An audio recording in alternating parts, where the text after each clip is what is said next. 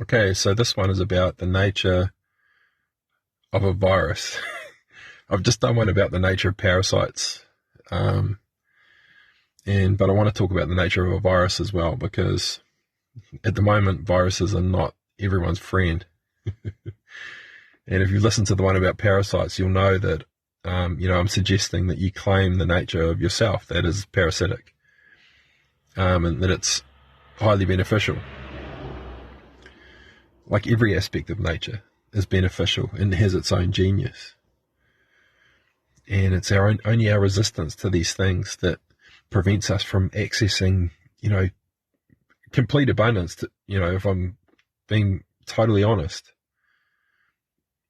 everything that you're resisting about nature itself is a block within you. But it's like everything in life, there's a light and shadow aspect. And so typically we resist the darkness. And, the reality is that if you resist one part of something, you're resisting the whole thing.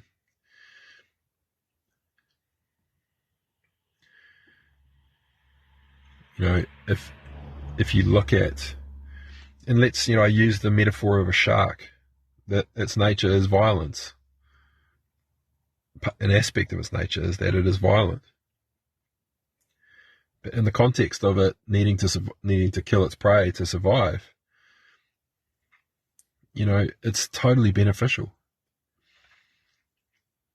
Or if someone is being attacked, and someone's being attacked, and the person who's doing the attacking is trying to end that person's life, then violence could save that person.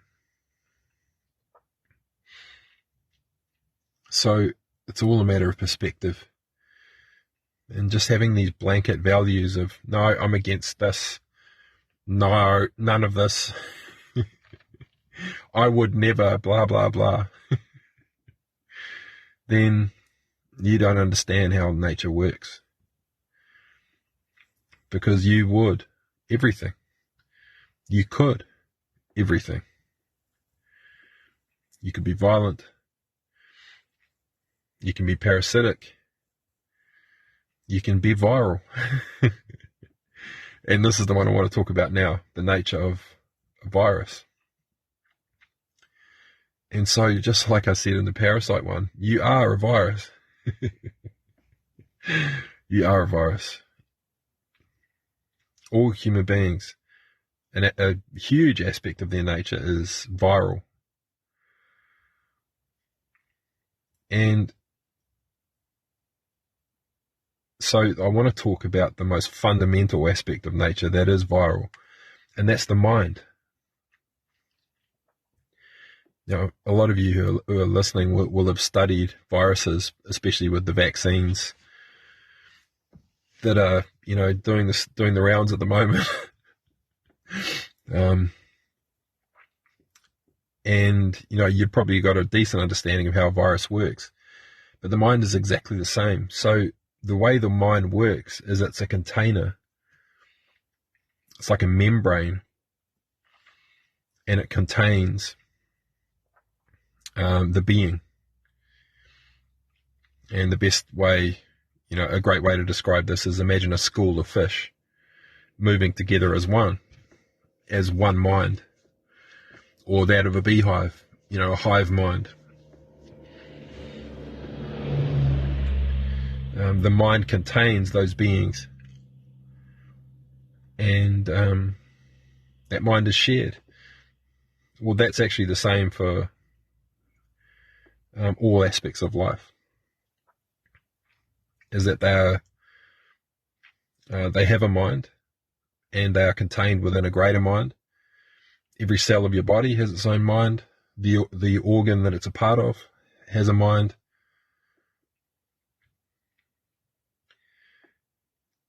And, each mind is only aware of itself.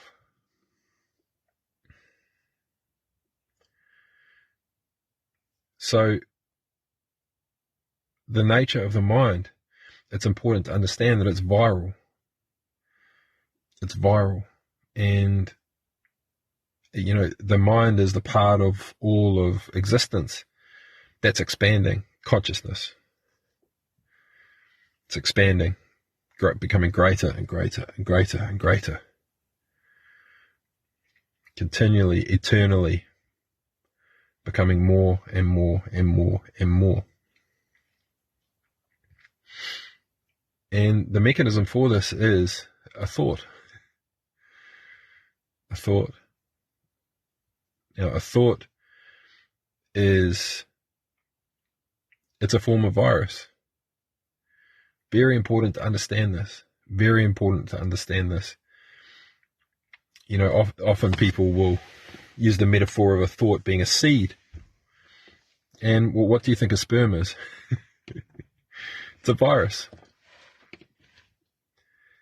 Its sole purpose is to penetrate the egg and then inject DNA into that egg in order to take over that egg, and for that egg and with the DNA to become a life form. This is how all viruses work, is they target a host, some form of life, they penetrate that form of life, they inject the DNA, and depending on the nature of the virus, it'll splice with that DNA, take it over entirely. Sometimes the host will explode and spray other viruses throughout the greater organism to take over more hosts. And this is where you begin to see the true nature of a virus arising. And this is the nature of the mind as well. The mind, its nature is to penetrate, and by any means necessary.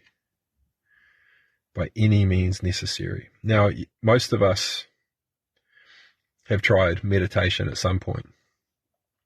And often people will meditate because they're feeling bombarded by thoughts, trying to escape their thoughts. And this is the nature of thoughts. They will continue coming. They are relentless. They are relentless because every thought is the seed of a new creation.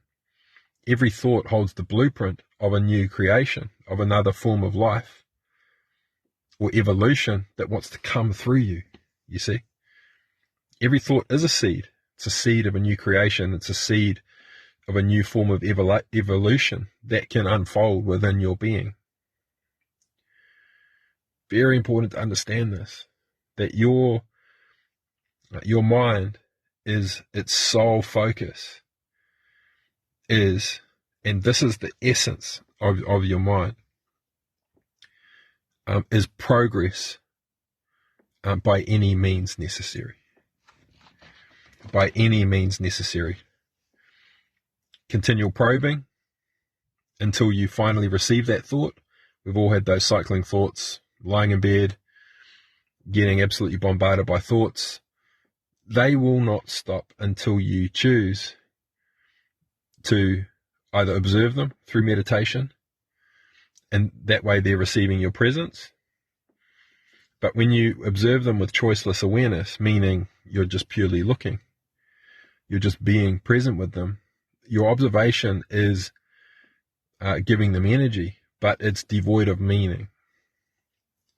And therefore they do not, they cannot take on a life of their own and become a form of inspiration that calls you to action. Now, very difficult to do that, to observe your thoughts with choiceless awareness, because when you look at things, when you observe things, it's natural for you to interpret the meaning. And meaning is what is where life begins.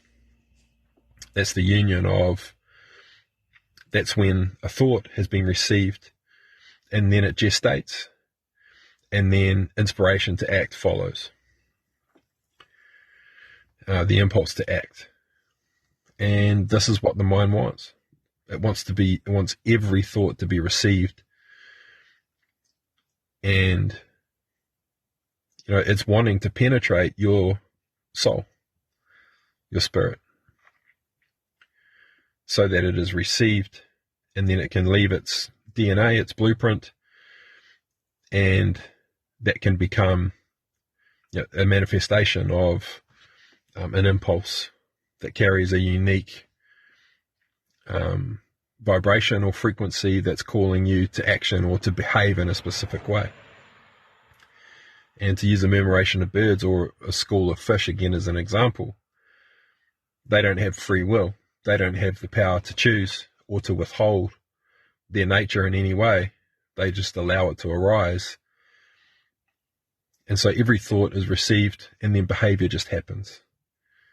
They're in a perpetual state of allowing every thought to be received, and therefore it gestates and manifests as behavior.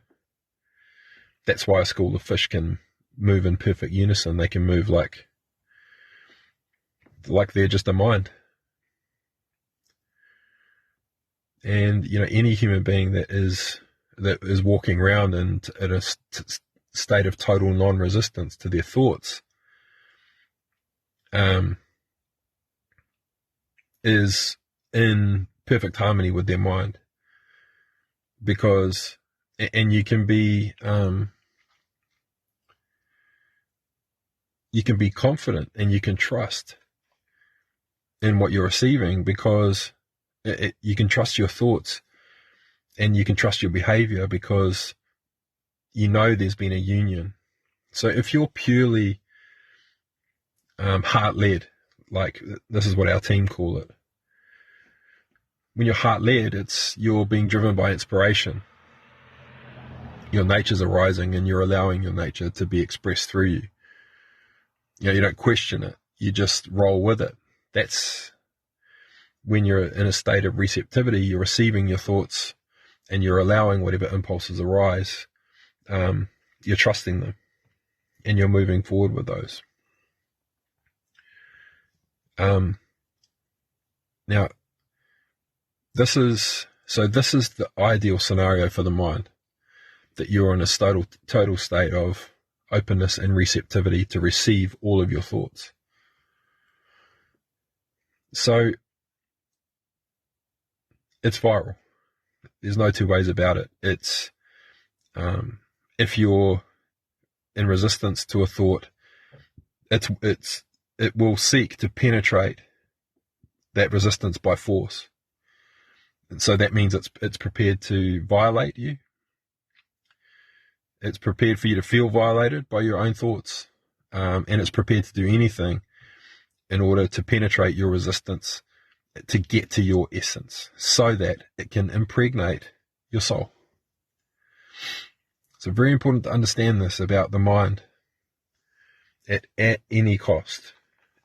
It will be received at any cost, even if violation is required, or the sensation of being violated. And this is why so many of us are resistant to our mind, because we can feel that incessant nature of a thought probing us. Just keeps probing, always trying to escape a negative thought. Oh no, no.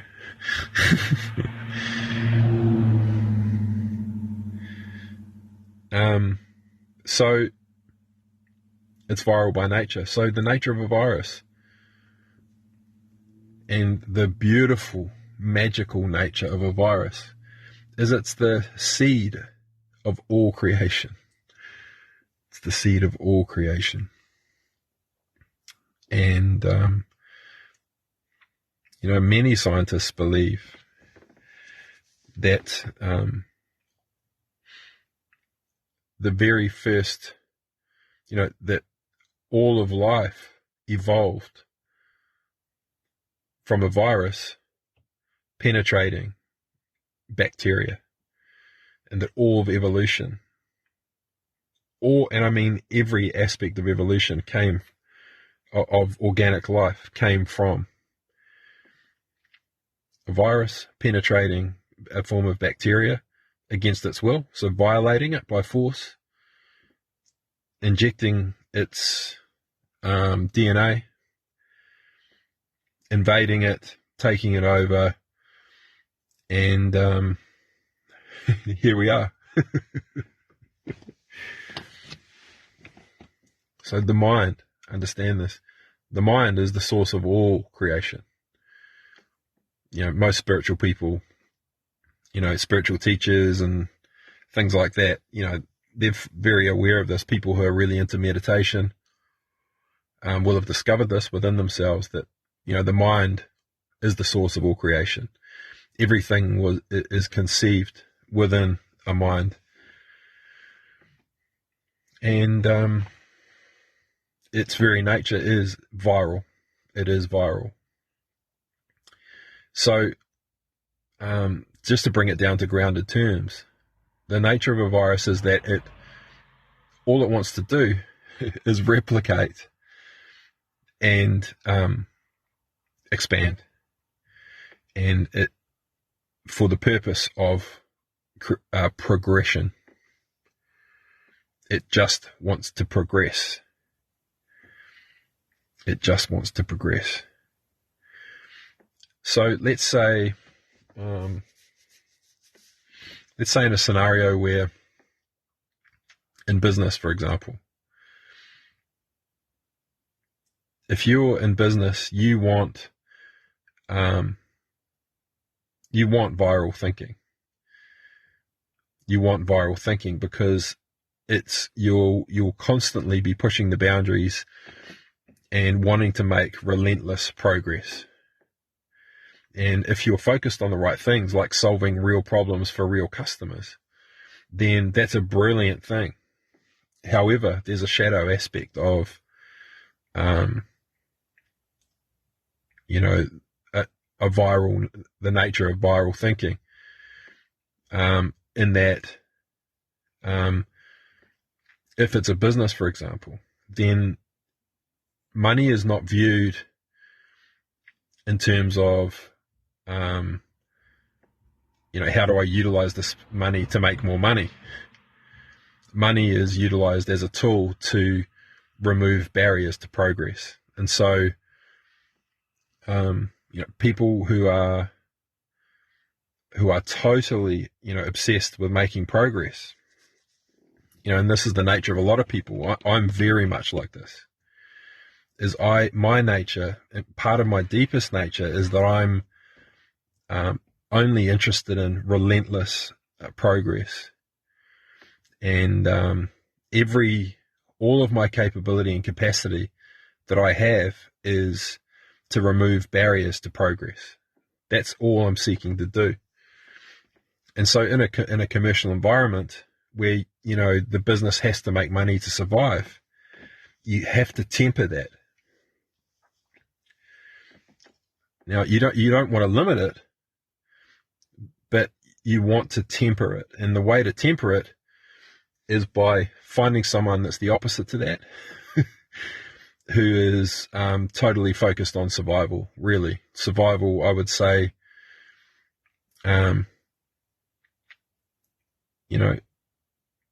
it's like,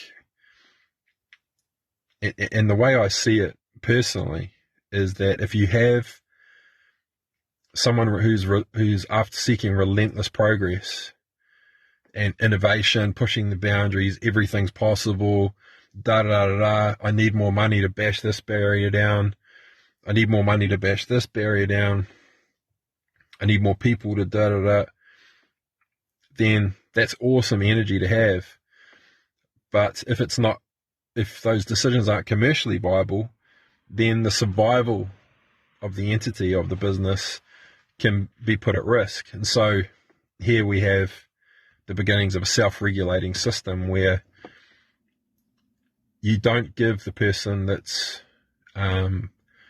seeking relentless progress you don't give them the purse strings. You don't give them the purse strings. But you let them loose, you set them loose, but you don't give them the purse strings. The purse strings are down to the person who ensures that survival is key. And, that anything, any new growth, any innovation is fueled from a surplus. So, and that's what I would call a state of thriving, where you have the energy of that incessant, relentless, viral seeking to progress, tempered with someone who will never let the survival of the organism or the organization be put at risk, and that all expansion comes from a surplus. And so here you'll see, I talk about this quite a bit, where a gift that is freely given, that's the surplus. Yep, everything's good. We've got everything we need to survive. This is surplus, and so it is freely given to fund more relentless progress. And so, the perfect harmony, from my perspective, is if you can create an environment of sustained progress. So relentless progress will just throw money at everything to smash the barriers down that are preventing progress. And sustained progress means that we're totally dedicated and focused on progress, but all progress comes from a surplus. All progress comes from a surplus to what is needed in order to keep the autonomic nervous system running, to keep breathing, to keep the heart pumping, to sustain and nourish everything that is here now. Here's the surplus, use that to make progress. And this is how a perpetual system works. The surplus is given as a gift to another parasitic aspect of that system. It is freely given. And, in this case, the viral aspect. Go and be a virus. Go and make relentless progress. And, what's beautiful about this scenario is someone whose thinking is of a viral nature,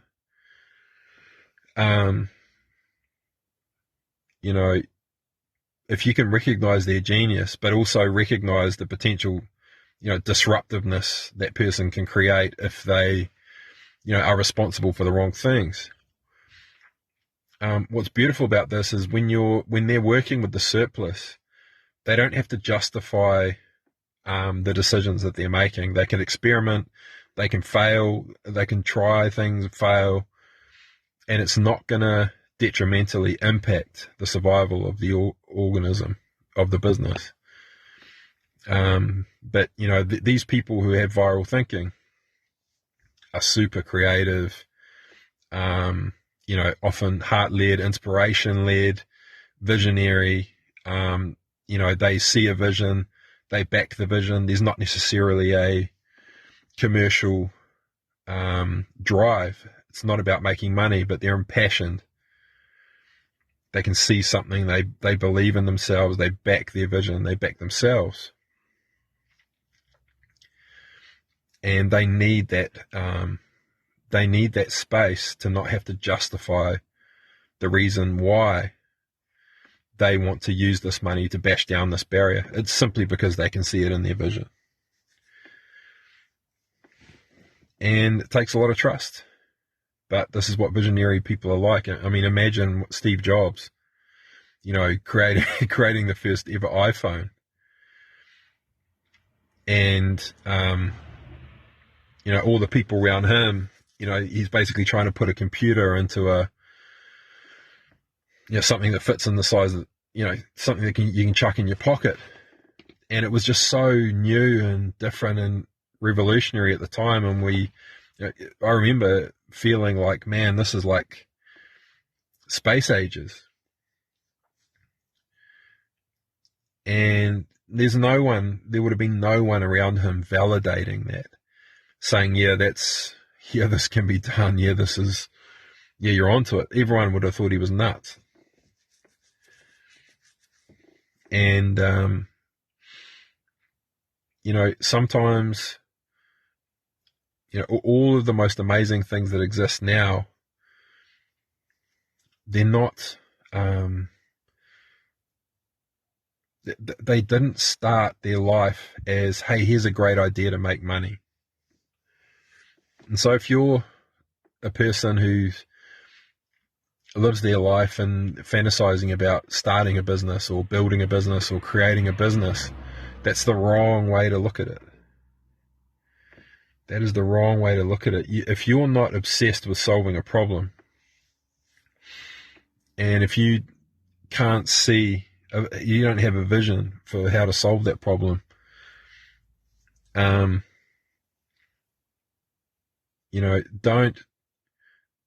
try and start businesses.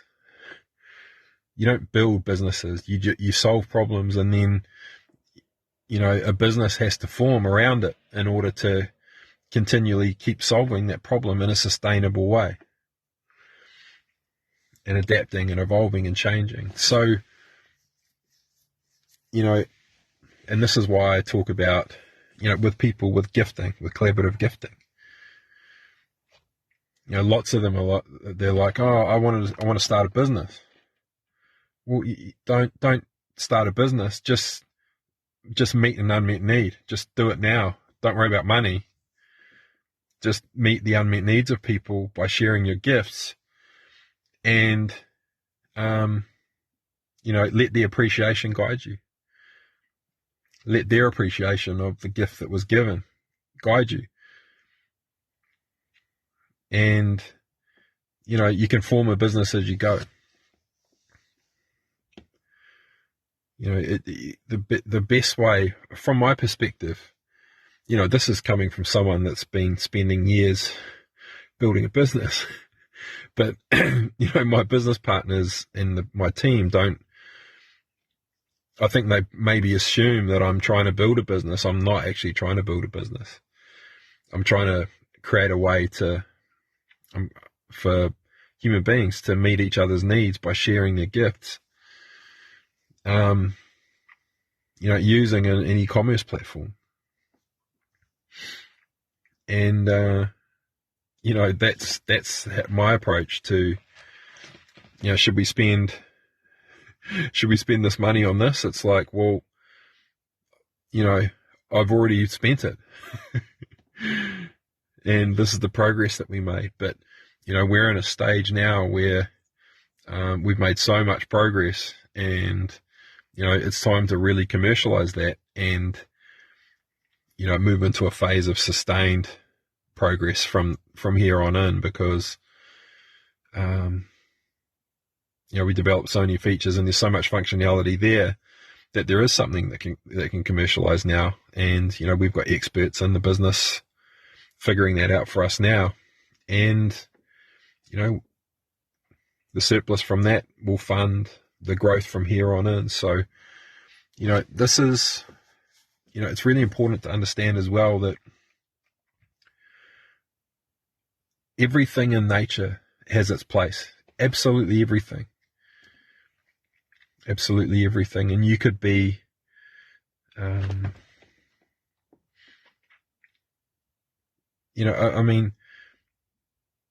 society frowns on a lot of things, on a lot of different types of behavior. And it's easy to look at someone who's like me, who's just obsessed with progress, and say, well, you're not commercial. And yeah, it's true. I'm not commercial. But when you understand someone's nature, you can then introduce things that complement that nature. and you can allow that person to then roam free and just follow their nature without trying to get them to be a different way. And so that's pretty much, I think I've covered all the bases for the nature of a virus. Your mind is basically, it is a virus. It's its nature.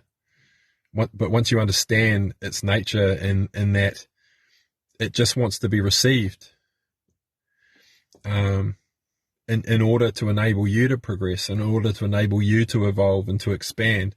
And yes, that may be by accepting a truth that you perhaps didn't want to.